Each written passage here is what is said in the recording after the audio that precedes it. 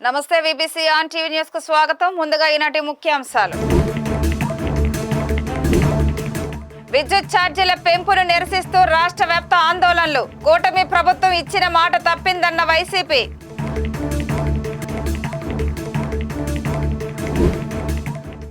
సంక్రాంతి నేపథ్యంలో కోడిపందాలు నిర్వహిస్తే చర్యలు. కాకినాడ జిల్లా పెద్దాపురం డీఎస్పీ హెచ్చరిక.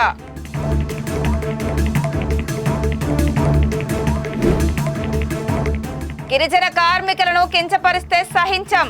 కలెక్టర్కు ఫిర్యాదు చేస్తామన్న కార్మిక సంఘాలు.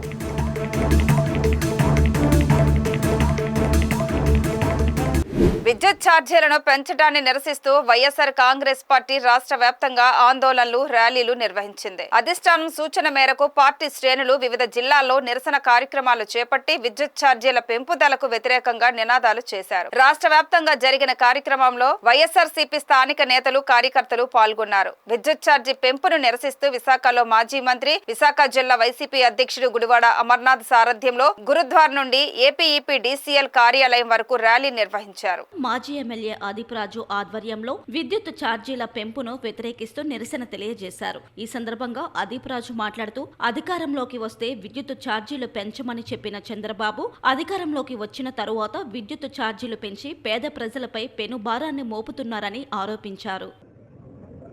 విద్యుత్ ఛార్జీల మీద ఒక్క రూపాయి కూడా పెంచబోము. నాణ్యమైనటువంటి విద్యుత్ని మీ అందరికి కూడా అందిస్తామని చెప్పారు. కానీ ఈరోజు ఆ హామీని అప్పుడే పక్కన పెట్టేసి ఇవాళ 15,000 కోట్లు, 15,485 కోట్ల రూపాయల్ని ఇవాళ విద్యుత్ ఛార్జీల ద్వారా ప్రజల మీద భారం మోపుతున్నారంటే ఇది చిన్న విషయం కాదు. ఇవాళ వైఎస్ఆర్ కాంగ్రెస్ పార్టీ తరఫున ఇవాళ మీరు అనుకుంటున్నారేమో మేము ఏం చేసినా సరే ఎవరు చూడరు, ఎవరు పట్టించుకోరని అనుకుంటున్నారేమో.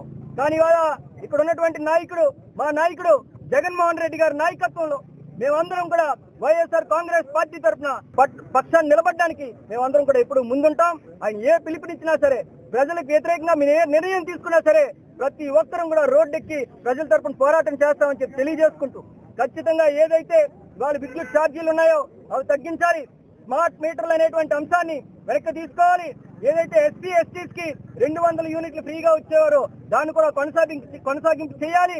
వాళ్ళ మీద అధిక భారం పెట్టకూడదని చెప్పి ఇవాళ డిమాండ్ చేస్తూ, వాళ్ళ పెందుర్తి నియోజకవర్గంలో ఉన్నటువంటి ప్రతి ఒక్క వైఎస్ఆర్ కాంగ్రెస్ పార్టీ నాయకులు, ముఖ్యంగా పెద్ద జెడ్పీటీసీలు, ఎంపీపీలు, పెద్దలందరూ కూడా ఇవాళ అందరూ కూడా ఇవాళ తోడై వచ్చి వాళ్ళ కార్యకర్తలందరూ కూడా ఇంత పెద్ద ఎత్తున కార్యక్రమాన్ని సక్సెస్ చేసినందుకు ప్రతి ఒక్కరికి కూడా పేరు పేరున హృదయపూర్వక ధన్యవాదాలు తెలియజేసుకుంటూ సెలవు తీసుకున్నాను. జై హింద్. గాజువాక తూర్పు విద్యుత్ పంపిణీ సంస్థ డిప్యూటీ ఎగ్జిక్యూటివ్ కార్యాలయం వద్ద జరిగిన ధర్నా కార్యక్రమంలో మాజీ ఎమ్మెల్యే తిప్పల నాగిరెడ్డి, చింతలపూడి వెంకటరామయ్య తదితరులు పాల్గొన్నారు. ఈ సందర్భంగా తిప్పల నాగిరెడ్డి మాట్లాడుతూ, చంద్రబాబు నాయుడు ఎప్పుడు అధికారంలోకి వచ్చినా విద్యుత్ ఛార్జీల పెంపు తప్పదన్నారు. చంద్రబాబు నాయుడు గారు ఎప్పుడు అధికారంలోకి వచ్చినా కరెంటు బాధలు మాత్రం చాలా విపరీతంగా ఉంటుంది. మరి మనకందరికీ తెలిసినటువంటి విషయం, 15,500 కోట్ల రూపాయలు ఇవాళ ప్రజల మీద భారం మోపడం.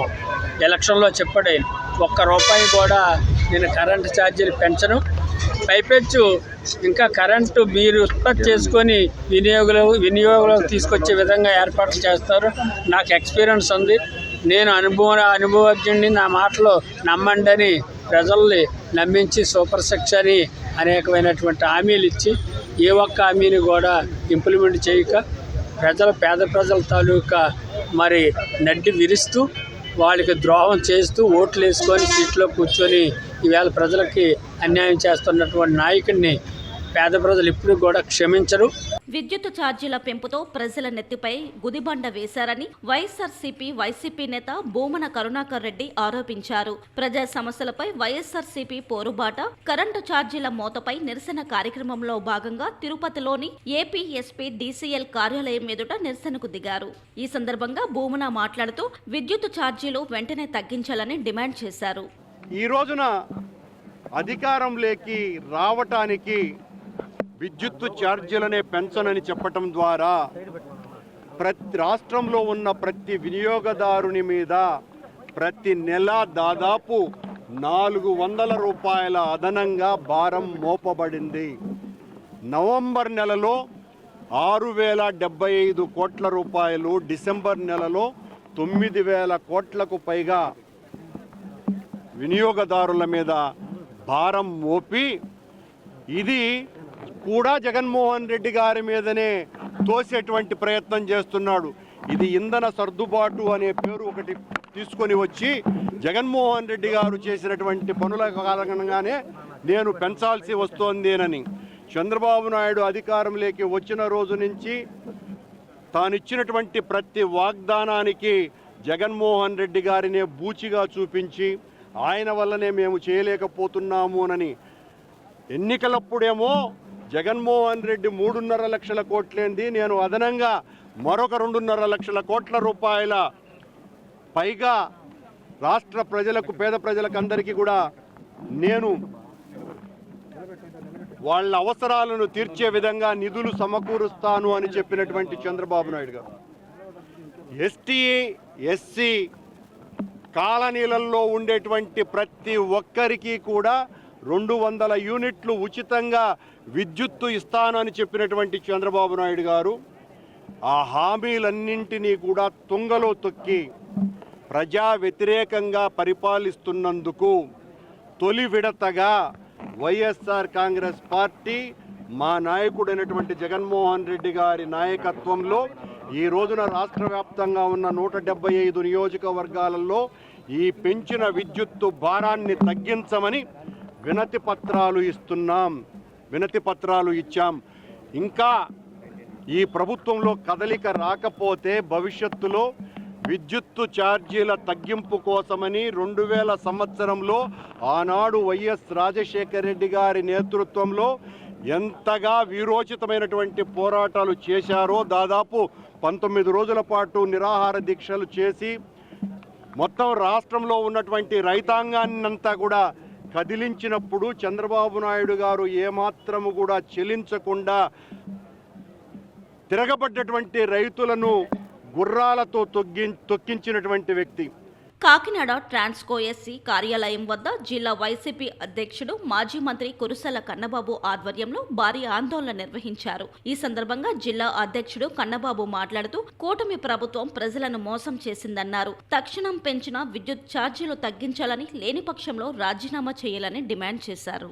నాన్న ఒక్క అడుగు ముందుకేస్తే నేను 4 అడుగులు ముందుకేస్తానని చెప్పిన జగన్మోహన్ రెడ్డి గారు 7 గంటలు కాదు 9 గంటలు ఉచిత విద్యుత్ ఇచ్చి ఎక్కడా కూడా ఆగకుండా ఫీడర్లు ఆధునీకరించి దాదాపుగా నిరంతరాయంగా విద్యుత్ ఇచ్చారు. కానీ ఇవాళ 7 గంటల విద్యుత్తు దఫాలకు కూడా ఇవ్వట్లే, విద్యుత్ కనెక్షన్లు ఇవ్వట్లేదు. రైతుల్ని అడిగితే మళ్ళీ తిరిగి బెదిరిస్తున్నారు. మీరు ఎక్కడన్నా మీడియాకి మాట్లాడితే మీ సంగతి చూస్తాం, మీరు ఎవరికన్నా పంచుకుంటే, మీరు ఏ వైఎస్ఆర్ పార్టీ నాయకులతో మాట్లాడితే మీ మీద కేసులు పెడతామని బెదిరిస్తూ ఉన్నారు. ఇది కాకుండా ఎస్సీ ఎస్టీ పేద కుటుంబాలకి 200 యూనిట్లు ఉచిత విద్యుత్తుని గృహ వినియోగదారులకు ఇస్తానని చెప్పి ఆ రోజు 2019లో గౌరవ ముఖ్యమంత్రి జగన్మోహన్ రెడ్డి గారు ఒక హామీ ఇచ్చారు. ఆ హామీని తూచా తప్పకుండా పాటించారు. కానీ ఈ ప్రభుత్వం వచ్చిన తర్వాత ఫీజులు పట్టుకుపోతా ఉన్నారు. దళిత వాడల్లోని, గిరిజన వాడల్లోని అధికారులు వెళ్ళి మీరు 50,000 కట్టాలి, 1,00,000 కట్టాలి, ఈ ఏరియాస్ ఉండిపోయినాయి, మీరు కడతారా లేదా అని చెప్పి రాత్రి ఫీజులు పట్టుకుపోతున్న పరిస్థితి ఉంది. ఇదేంటని అడిగితే వాళ్ళ మీద దౌర్జన్యం చేసే పరిస్థితి. గిరిజనులు, ఎస్సీలు చాలామంది ఈ మధ్యకాలంలో ఈ కాకినాడ జిల్లాలోనే ధర్నాలు చేశారు, ఆందోళన చేశారు. మేము అడుగుతా ఉన్నాం, ఎందుకు ఇంత కక్ష ప్రజల మీద? మీరు ఊహించిన దానికన్నా ఎక్కువ సీట్లు సంపాదించుకున్నారు. ఏ రూపంలో సంపాదించుకున్నారు. చాలా కంఫర్ట్గా అధికారం వచ్చింది మీకు. ఇంకా ఎందుకు చంద్రబాబు నాయుడు గారు మీకు ఈ కక్ష అని అడుగుతున్నాం. మేము చెప్పిన మాట ఎప్పుడూ చెప్పరు, చెప్పిన మాట ఎప్పుడూ చేయరు.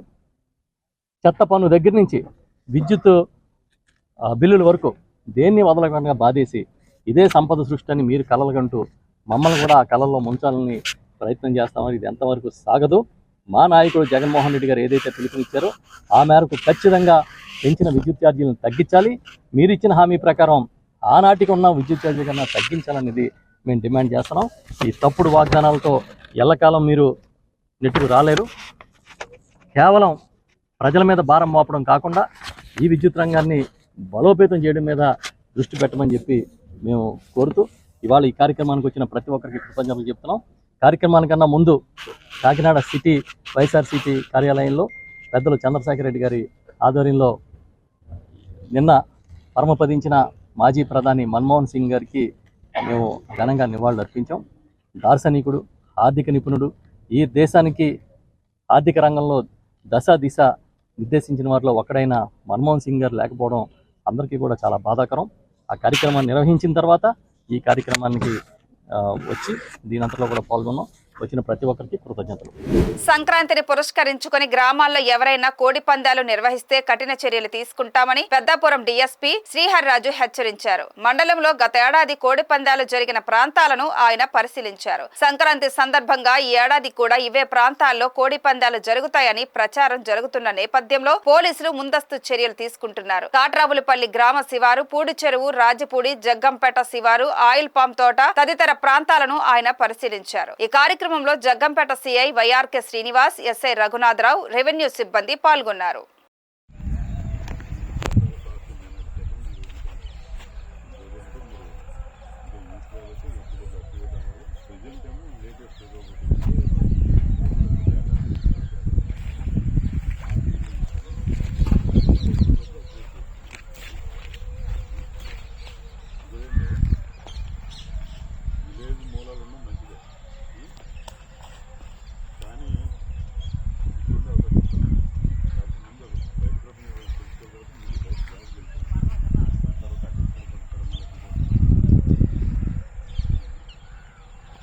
గిరిజన తాపీ మేస్త్రులను కించపరిస్తే ఊరుకోబోమని అల్లూరు జిల్లా ముంచంగుపుట్టు మండలం గిరిజన భవన నిర్మాణ కార్మికుల సంఘం నాయకులు ఆగ్రహం వ్యక్తం చేశారు. ఈ మేరకు వారు ముంచంగుపుట్టు హోలీ గ్రౌండ్ లో సమావేశం నిర్వహించి పలు అంశాలపై చర్చించారు. సమావేశం అనంతరం గిరిజన భవన నిర్మాణ కార్మికుల సంఘం మండల అధ్యక్షుడు పాత్రో రవికుమార్, ఉపాధ్యక్షుడు బురడి నర్సింగ్ మీడియాతో మాట్లాడుతూ గిరిజనేతర తాపీ మేస్త్రీల కారణంగా గిరిజన తాపీ మేస్త్రీలు తీవ్రంగా నష్టపోతున్నారని అన్నారు. వారి కారణంగా తమకు ఉపాధి దొరకడం లేదన్నారు. కొంతమంది ప్రజాప్రతినిధులు, అధికారులు గిరిజనేతర తాపీ మేస్త్రీల పక్షాన మాట్లాడుతున్నారని, తమను తక్కువ చేసి మాట్లాడుతున్నారని అన్నారు. దీంతో తాము అవమానాలకు, అన్యాయానికి గురవుతున్నామని చెప్పారు. ఈ అంశాన్ని త్వరలోనే కలెక్టర్, ఎస్పీ దృష్టికి తీసుకువెళతామని స్పష్టం చేశారు.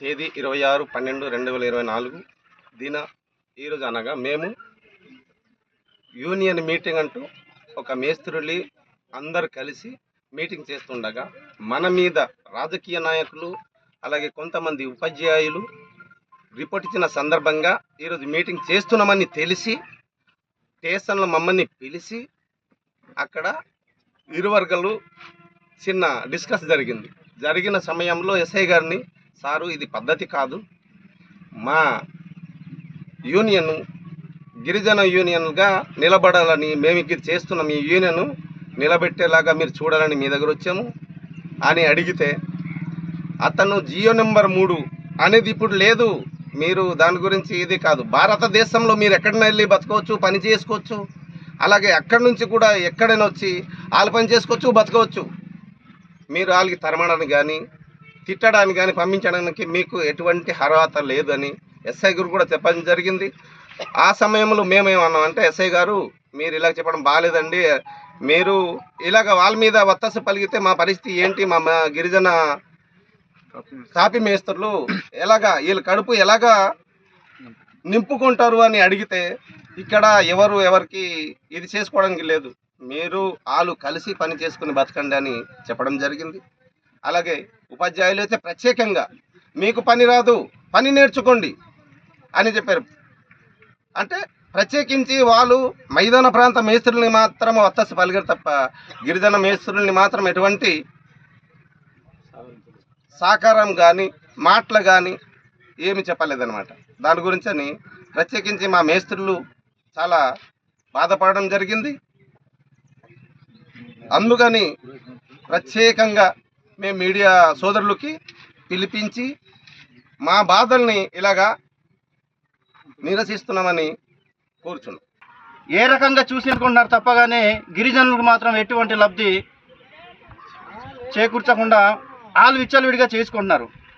ఈరోజు చావు పుట్టుకులకి అయితే గిరిజనులు అవసరం వస్తున్నారు, ఓట్లు అడగడానికి అయితే గిరిజనుల దగ్గర వస్తున్నారు. రాత్రి పగళ్ళు అయ్యా ఈ గుర్తుకు వేయండి, అయ్యా ఈ గుర్తుకు వేయండి అని ఓట్లు అడుగుతున్నారు. కానీ గిరిజనుడు ఏ పని చేసి బ్రతుకుతున్నాడు, ఎలా బ్రతుకుతున్నాడు అనేది మాత్రం ఏ విధంగా కూడా కనీసం జనాల ముందు వచ్చి ఒక్క నాయకుడు కూడా తెలుసుకోపోవడం అనేది మాకు చాలా ఇబ్బందికరంగా ఉంది.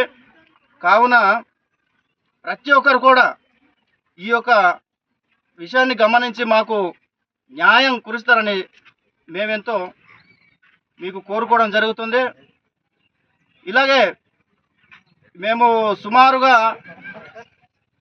స్టేషన్లకి 4-5 సార్లు తిరగడం జరిగింది. మేమేదో ముద్దాయిల్లాగా వాళ్ళ దగ్గర వెళ్ళడం, లేదంటే ఫోన్లు చేయించి ఇలా రకరకాలుగా భయపెట్టడం జరిగింది.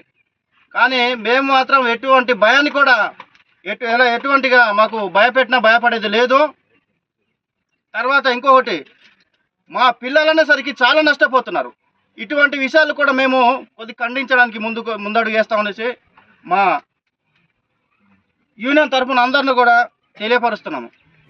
భారత మాజీ ప్రధాని మన్మోహన్ సింగ్ మృతి దేశానికి తీరని లోటని విశాఖలోని పలువురు మేధావులు అభిప్రాయపడ్డారు. ఆర్థిక సంస్కరణలను ప్రవేశపెట్టి సమర్థవంతంగా నడిపించిన సమర్థత ఆయన సొంతమని గుర్తు చేసుకున్నారు. మాజీ ప్రధాని పివి నరసింహారావు హయాంలో ఆర్థిక మంత్రిగా, ఆ తర్వాత కాలంలో 10 ఏళ్ల పాటు ప్రధానిగా ఆయన ముద్ర ఎప్పటికీ చెరగనదని ఆచార్య నాగార్జున విశ్వవిద్యాలయం మాజీ VC professor Balamohan Das, UPSC మాజీ సభ్యులు professor KS Chalam, AP state finance commission మాజీ సభ్యులు ప్రొఫెసర్ రొక్కం సుదర్శన్ రావులు బీబీసీ ఆన్ టీవీతో తమ అభిప్రాయాలను పంచుకున్నారు. మన్మోహన్ సింగ్ లాంటి వ్యక్తి మరలా చూస్తామా అన్నంతగా ఆయన పేరు సంపాదించారు. మాకు సంబంధించి ఆయన ఒక టీచరు, యూజీసీ చైర్మన్ చేశారు, రిజర్వ్ బ్యాంక్ గవర్నర్ చేశారు, మన భారతదేశ ఆర్థిక మంత్రిగా చేశారు. ఆనాటి ప్రైమ్ మినిస్టరు పివి నరసింహారావు గారు ఇచ్చిన స్వతంత్ర మేరకు ఎకనామిక్ రిఫార్మ్స్ తీసుకొచ్చారు. ఎకనామిక్ రిఫార్మ్స్ తీసుకొచ్చి ఉండకపోతే ఈ రోజున మన భారతదేశం ఇంత గొప్ప దేశం అయి ఉండేది కాదు. ఆయన వేసిన గింజలు వృక్షాలయ్యి ఈ రోజున ఆయన తర్వాత వచ్చిన ప్రైమ్ మినిస్టర్ మన్మోహన్ సింగ్ గారు కూడా అదే బాటలో పయనిస్తున్నారు. కాబట్టి మన దేశం ఈ రోజున ఒక మంచి ఆర్థిక శక్తిగా ఎదిగిన మాట నిజం. ఇంకా ఎదుగుతూ ఉంది. కానీ ఎదగటానికి నీరు పోసిన వారు మాత్రం మన్మోహన్ సింగ్ గారు. దాన్ని అలౌ చేసి ముందుకు తీసుకెళ్లిన ప్రధానమంత్రి గారు పివి నరసింహారావు గారు. an honest administrator with an unquestionable integrity. నేను గాంధీ సెంటర్ అధ్యక్షుడిగా ఉన్నాను. నా వెనక బ్యాక్గ్రౌండ్లో గాంధీ గారు కూడా ఉన్నారు. మన్మోహన్ సింగ్ గారు మరొక గాంధీయే. కాకపోతే గాంధీ గారు మనకు స్వాతంత్రం తీసుకొచ్చిన మహాభక్తుడైన మహాశక్తి కూడా. ఈయన ఏమీ బయటకు ఎక్కువ మాట్లాడకుండానే ఆయన చేయవలసిన పనులన్నీ కూడా చాలా చక్కగా చేశారు. ఒక రకంగా సోనియా గాంధీ గారు యూపీఏ చైర్పర్సన్గా ఉన్నప్పటికీ ప్రధానమంత్రిగా మీరు ఏం చేసినా మీరు చెయ్యండి అని స్వతంత్రం ఇచ్చిన మాట నిజం. అందువల్లనే దేశం ఈ రోజున ఆర్థిక స్థితి 1991 నుంచి కూడా ఇంతవరకు మనం ఎకనామిక్ రిఫార్మ్స్ సంపాదించి ఒక మంచి ఆర్థిక శక్తిగా జరుగుతున్నాము అంటే అది మన్మోహన్ సింగ్ గారి పుణ్యమే. ఒక మైనారిటీ వర్గానికి చెందిన సిక్కు, ఆయన రాజకీయ నాయకుడు అని చెప్పను నేను, ఒక ఆర్థికవేత్త, ఒక ఇంటలెక్చువల్, అన్క్వశ్చనబుల్ ఆనెస్టీ ఆయన సొంతం. మరి ఆయన భోజనానికి మధ్యాహ్నం పూట ఇంటి నుంచి 2 చపాతీలు తీసుకొచ్చి ఆఫీసులో తినే వ్యక్తి. ఈ రోజున అటువంటి ఎవరైనా ప్రధానమంత్రులు కానీ, రాష్ట్రపతులు కానీ, ముఖ్యమంత్రులు కానీ దొరుకుతారా? ఒక రాజకీయ నాయకుడు ఎలా ఉండాలి, ఒక పాలకుడు ఎలా ఉండాలి, దానికి ప్రతిబింబం మన్మోహన్ సింగ్ గారు. వారిని మనం 92 ఇయర్స్ మనకి వారు బ్రతికి ఒక పూర్ణ జన్మనే ఆయన సార్థకత చేసుకున్నారు. ఆచార్య నాగార్జున యూనివర్సిటీలో నేను వైస్ ఛాన్సలర్గా ఉన్నప్పుడు మొట్టమొదటి వెళ్ళగానే చూస్తే వారు అక్కడ ఒక బిల్డింగ్కి ఇనాగరేట్ చేశారు. తర్వాత వారికి అక్కడ ఆనరీ డాక్టరేట్ కూడా ఇవ్వబడింది అంతకు ముందే. సో నేను చాలా సంతోషపడ్డాను. అటువంటి వ్యక్తిని మనం గౌరవించుకున్నామని. ఈ రోజున వారి లేని లోటు పూడ్చలేనిది.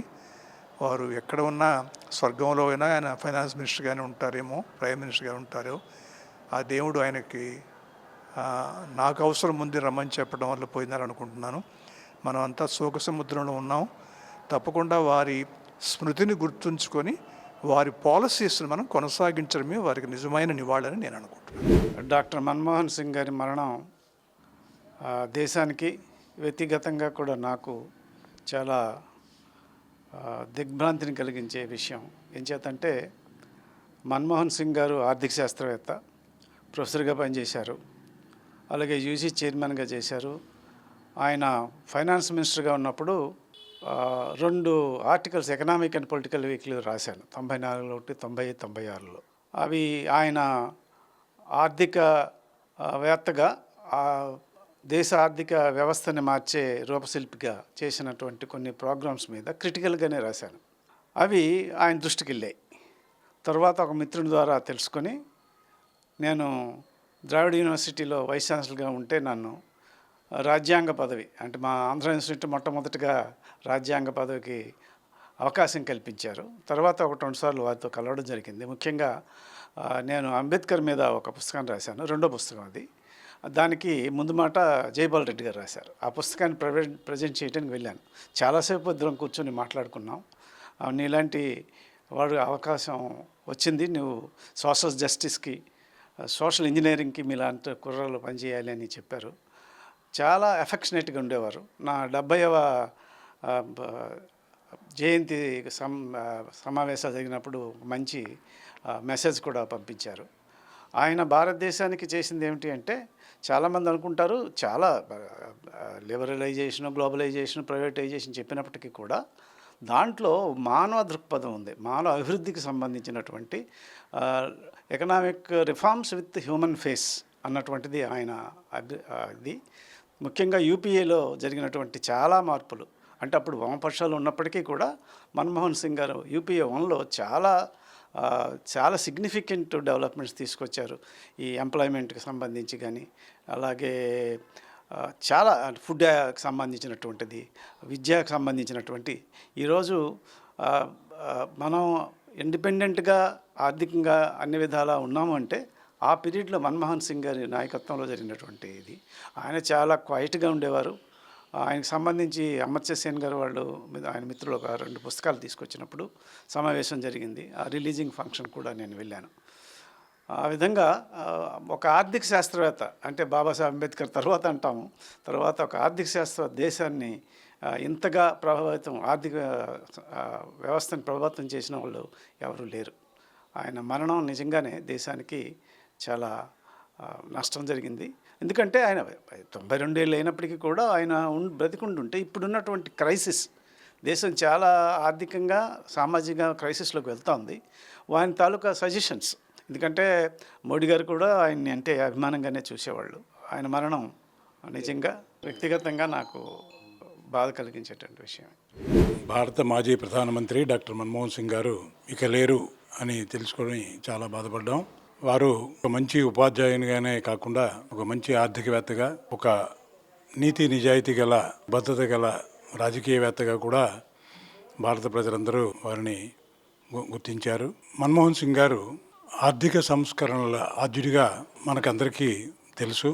ఆయన అనేక పదవులు నిర్వహించారు. ముఖ్యంగా ఒక టీచర్గానే కాకుండా రిజర్వ్ బ్యాంక్ గవర్నర్గా, ప్లానింగ్ కమిషన్ డిప్యూటీ చైర్మన్గా, కేంద్ర ప్రభుత్వ ఆర్థిక సెక్రటరీగా, తర్వాత యూజీసీ చైర్మన్గా, కేంద్ర ఆర్థిక మంత్రిగా, ఒక దశాబ్దం పాటు ప్రధానమంత్రిగా వారి విలువైన సేవల్ని భారతదేశ ప్రజలకి, భారతదేశ ఔన్నత్యానికి ఆయన విశేషమైన కృషి చేశారు. ముఖ్యంగా ఆర్థిక సంస్కరణలు అంటేనే మన్మోహన్ సింగ్గా మనం భావిస్తాం. పివి నరసింహారావు గారి నాయకత్వంలో ఆయన ఆర్థిక మంత్రిగా అనేక ఆర్థిక సంస్కరణల్ని ఇంట్రడ్యూస్ చేయడమే కాకుండా వాటిని చాలా పటిష్టంగా అమలు చేశారు. ముఖ్యంగా పన్నుల వ్యవస్థలో అనేకమైన నిర్మాణాత్మక మార్పులు తీసుకొచ్చారు.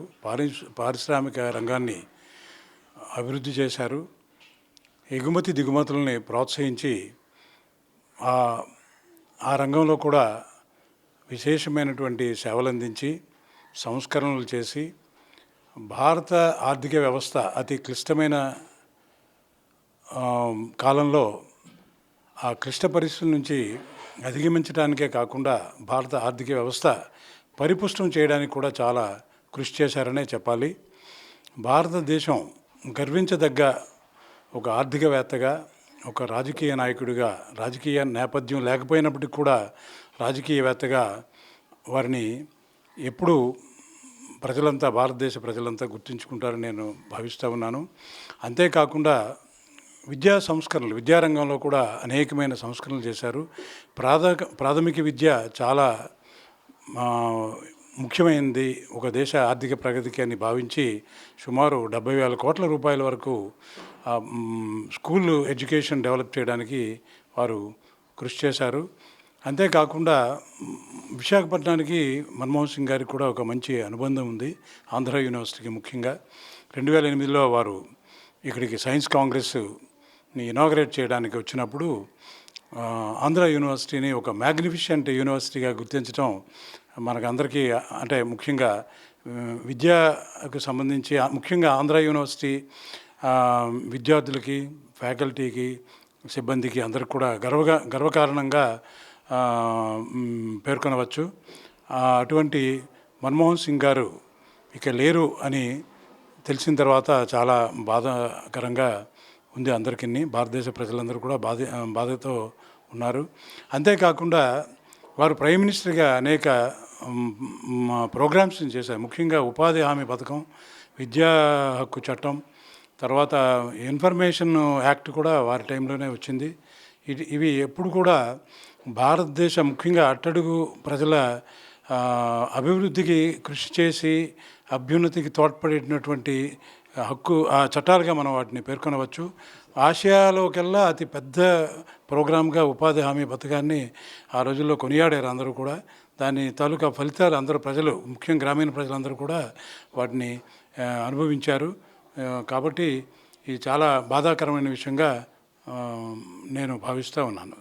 భారతదేశ ఆర్థిక వ్యవస్థ స్ఫూర్తి ప్రదాత మాజీ ప్రధాని మన్మోహన్ సింగ్ అని తూర్పుగోదావరి జిల్లా కలెక్టర్ పి ప్రశాంతి అన్నారు. కలెక్టరేట్ సమావేశ మందిరంలో కలెక్టర్ ప్రశాంతి, సిబ్బంది మాజీ ప్రధాని మన్మోహన్ సింగ్ కు ఘనంగా నివాళులర్పించి 2 నిమిషాలు మౌనం పాటించారు. ఈ సందర్భంగా కలెక్టర్ పి ప్రశాంతి మాట్లాడుతూ, భారతదేశ మాజీ ప్రధాని మన్మోహన్ సింగ్ మృతి నేపథ్యంలో 7 రోజుల సంతాప దినాలు పాటించడం జరుగుతుందన్నారు.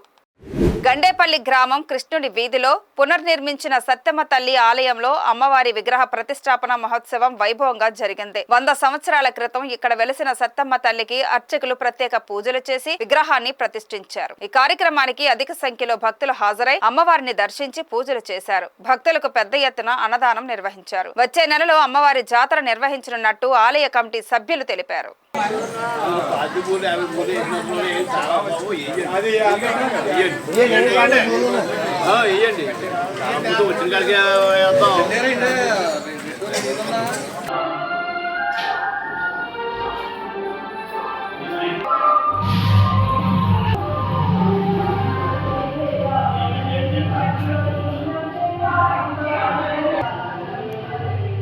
డిసెంబర్ 31 రాత్రి న్యూ ఇయర్ సంబరాల పేరుతో రోడ్డు మీద న్యూసెన్స్ చేస్తే కఠిన చర్యలు తీసుకుంటామని జమ్మికుంట సిఐ వరగంటి రవి హెచ్చరించారు. జమ్మికుంటలో ఆయన మీడియాతో మాట్లాడారు. డిసెంబర్ 31 రోజున న్యూ ఇయర్ వేడుకల నేపథ్యంలో అసాంఘిక కార్యకలాపాలకు పాల్పడవద్దని సూచించారు. డిసెంబర్ 31న రోడ్లపై కేక్ కటింగ్ల వంటివి చేయకూడదని స్పష్టం చేశారు. ప్రజలకు ఇబ్బంది కలిగించే చర్యలకు పాల్పడితే కఠిన చర్యలు తప్పవన్నారు. ఈ కార్యక్రమంలో వేనవంక ఎస్ఐ తోట తిరుపతి, పలువురు పోలీసులు పాల్గొన్నారు. ఈ వార్తలు ఇంతటితో సమాప్తం. మరిన్ని విశేషాలతో మళ్ళీ కలుద్దాం. అంతవరకు సెలవు, నమస్కారం.